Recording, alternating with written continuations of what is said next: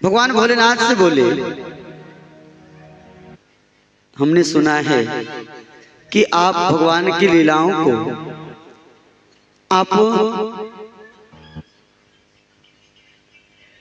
आपके प्रभु का जो अमर कथा है आप बड़ा सुंदर सुनाते हैं, हमें भी सुनाएंगे क्या? और हमने यह भी सुना है कि जो इस कथा को श्रवण करता है उनके जीवन में कल्याण हो जाता है, वो अमर हो जाता है। बोलो राधे राधे। महाराज भोले बाबा देवी पार्वती जी से कहा, देवी आपको अगर ये कथा श्रवण करना है तो इससे पहले, श्रवण करने से पहले पूरे कैलाश पर्वत को खाली कराना होगा, क्योंकि जो भी यह कथा श्रवण कर लेगा वो अमर हो जाएगा। महाराज पहले तो भगवान भोलेनाथ ने बहाना बनाया, क्या करेंगे सुना करके। हो सकता है किसी ने अगर और कहीं कोई और सुन ले, अमर हो जाए तब। महाराज कभी कभी माताओं का यह जिद होती है, अगर कह दें कि यह सुनाना है तो सुनाना है, चाहे वह भगवान भोलेनाथ जी हो या घर के भोलेनाथ हो।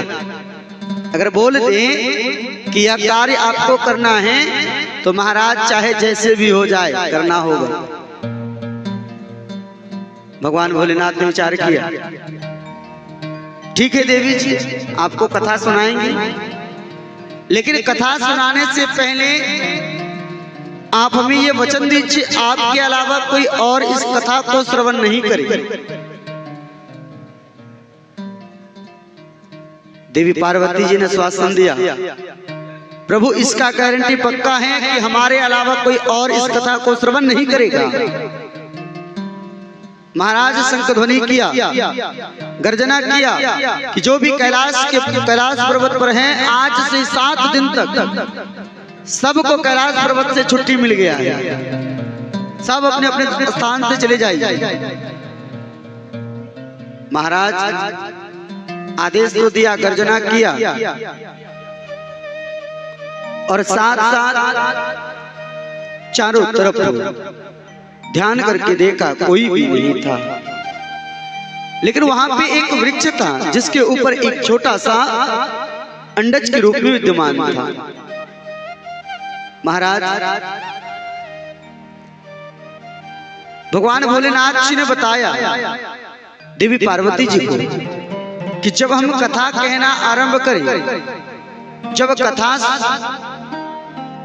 हम बोलेंगे तो आप हमारे साथ जवाब भी दीजिएगा, हुंकारी के साथ ही जवाब दीजिएगा, ताकि हमें पता चले कि आप कथा सुन रहे हैं। महाराज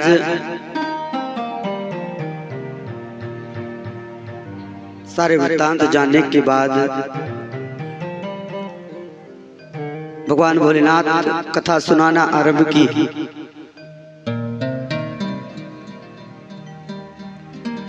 जैसे ही प्रथम दिन की कथा आरंभ की, शंख ध्वनि के साथ भगवान भोलेनाथ ने देवी पार्वती जी को यह अमर कथा सुनाना आरंभ की। प्रथम दिन की कथा को जैसे ही श्रवण कराया, देवी जी को बड़ा ही आनंद आया। दूसरे दिन की कथा को श्रवण कराया, तीसरे दिन की कथा को श्रवण कराया, 5वें स्कंद में जैसे ही पहुंचे, देवी पार्वती जी को निंद्रा आ गई। महाराज सो गए। महाराज 5वें स्कंद तक कथा सुनने के बाद वहां पे जो वृक्ष पे छोटा सा अंडज के रूप में था, महाराज वो फट करके उससे छोटा सा चूजा बाहर आ गया, सुख के रूप में बाहर आया। उस दिन से महाराज 6वें स्कंद से नित्य कथा श्रवण करता, साथ में हुंकारी देता। जैसे ही एकादश स्कंद समाप्त हुआ, द्वादश स्कंद में भगवान भोलेनाथ जी कथा कहना प्रारंभ किए। देवी पार्वती जी का निंद्रा की। महाराज अचानक से उठ करके आई, हे प्रभु आप 5वें स्कंद के बाद से फिर से कथा सुनाई। भगवान भोलेनाथ जी ने विचार किया, इससे पहले कथा तब कौन श्रवण कर रहे?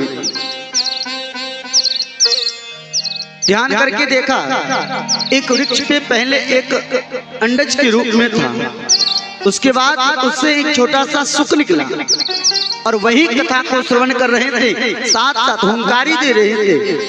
भगवान भोलेनाथ जी ने उनके पीछे त्रिशूल छोड़ा कि जो भी चोरी छिपे कथा को सुना है वो महाराज उनके जीवन को समाप्त कर दे, सारे संसार में भागते फिरे।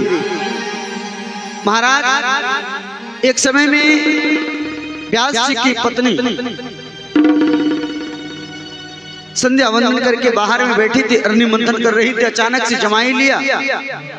महाराज जैसे मुख खुला, सुखदेव जी महाराज उनके मुख में प्रवेश कर गया।